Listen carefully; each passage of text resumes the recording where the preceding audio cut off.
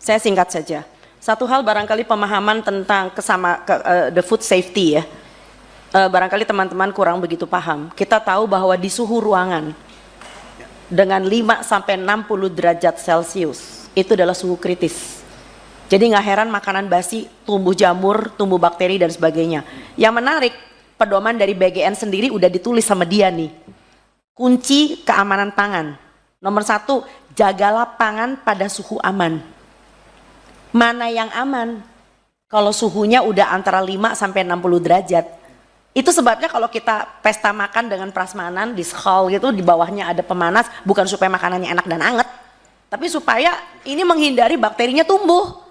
So pastikan bahwa makanan yang dibagi itu tidak masuk ke suhu 60 derajat ke bawah. Nah pikirin, cara satu-satunya adalah barangkali geser SPPG-nya ke kantin sekolah. Itu pertama. Kedua, ini menarik. Pelibatan siapa saja. Tolong libatin Persagi dong. Kita punya Persatuan Ahli Gizi. Nah yang menarik Bapak Ibu, barangkali ini pemahaman juga buat Anda, punten, izin. Ahli Gizi Indonesia tuh banyak sekali reno-renone. Nek wong Jawa ngerti reno-renone apa? Jadi ada namanya ahli gizi yang berasal dari teknologi pangan. Kalau ahli gizi dari Tekpang, wah nggak heran dibelain itu semua kemasan. Karena yang penting hitungan kalori. Mereka adalah penghamba UPF. Nah, libatkan juga TPG, tenaga pelaksana gizi.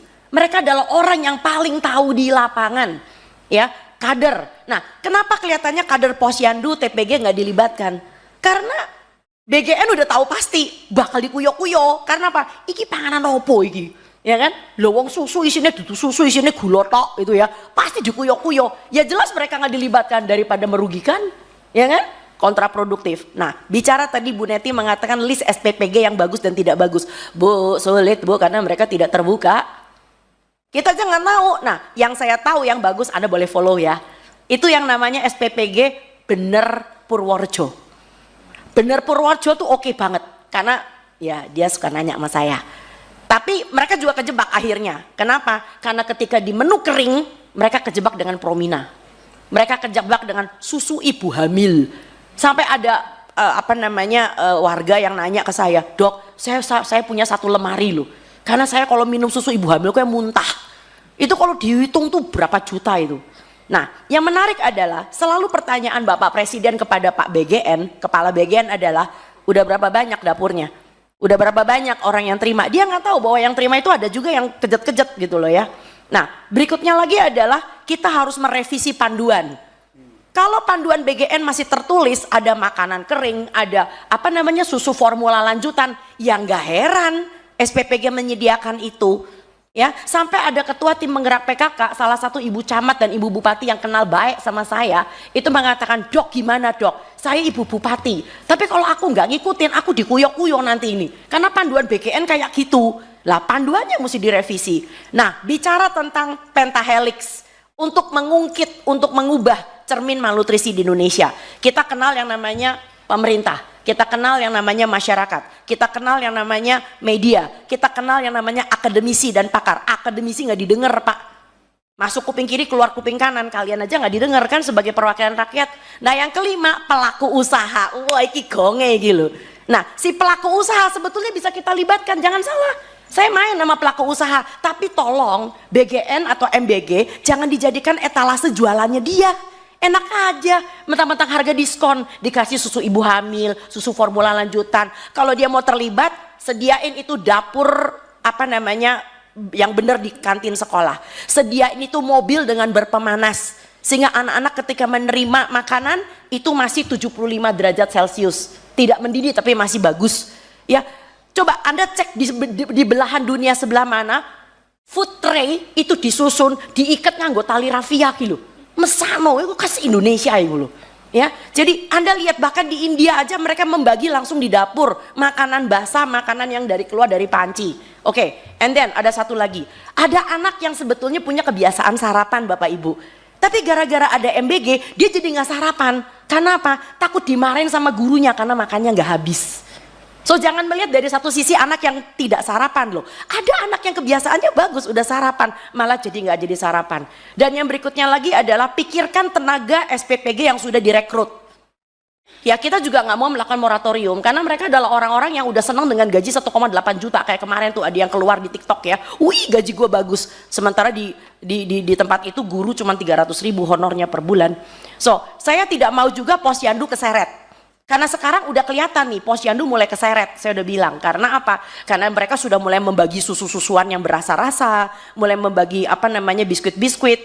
Nah satu hal lagi adalah yang lebih penting. Tolong bedakan rekomendasi dari kritik. Saya pengen pemerintah kita itu dengar ini rekomendasi karena kita semua sayang bangsa ini. Kita cinta bangsa Indonesia apapun warna kulit kita, apapun bentuk mata kita. Kita adalah orang Indonesia. Tapi tolong semua yang sifatnya ingin mendukung dengan suatu ide-ide tertentu jangan dianggap sebagai kritik. Jadi berasanya kayak the super body yang selalu benar. Itu sebabnya kenapa mereka tidak melibatkan posyandu, tidak melibatkan TPG, tidak melibatkan dan sebagainya. Bicara tadi Mas yang mengatakan tentang UPF yang masih bisa diterima. Barangkali saus tomat masih bisa diterima kali ya. Kecap masih bisa diterima kali ya.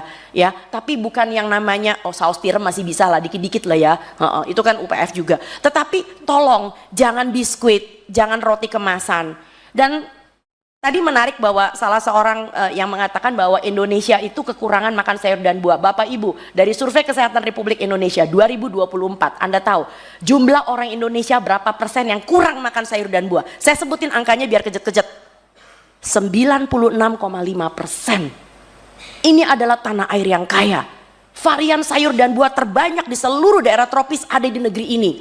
Tapi Anda bikin anak-anak Anda makan bakmi, anak-anak Anda makan spaghetti, requestnya adalah burger. This does not make sense at all. Terakhir, intoleransi beda dengan alergi. Jadi kalau nanti misalnya Anda memanggil BGN dan BGN dengan gagahnya mengatakan nggak ada tuh yang muntah, lah iya. Intoleransi beda dengan alergi. Alergi saat diberi langsung muntah, langsung diare, langsung mencret, langsung berak-berak. Tapi intoleransi itu ibaratnya seperti Anda punya mertua 3 bulan di rumah. Kalau dia baru datang 3 hari nggak apa-apa, it's okay. Tapi begitu mertua ini mulai 3 bulan, jadi yang disebut dengan exposure, paparannya harus sering. Tiap hari minum susu, lah jeder. Setelah sebulan 2 minggu, mulai kembung, mencret. Itu intoleransi. Jadi intoleransi beda dengan alergi. Jadi saya sakit hati kalau ada orang mengatakan itu dasar norak aja nggak biasa makan enak. Bukan nggak bisa makan enak karena diintoleransi. Dokter kan juga nggak bisa makan tiramisu. Barangkali itu aja. Kami di sini semuanya dengan senang hati ingin membantu. Karena kita adalah bagian dari rakyat Indonesia. Undanglah kami nggak dibayar, kami juga mau kok. Tenang aja. So silahkan Bapak Ibu yang terhormat, ini adalah suatu ajuan dari kami dan barangkali sedikit-sedikit mau ditambahkan oleh Mbak Olive. Monggo. Silakan.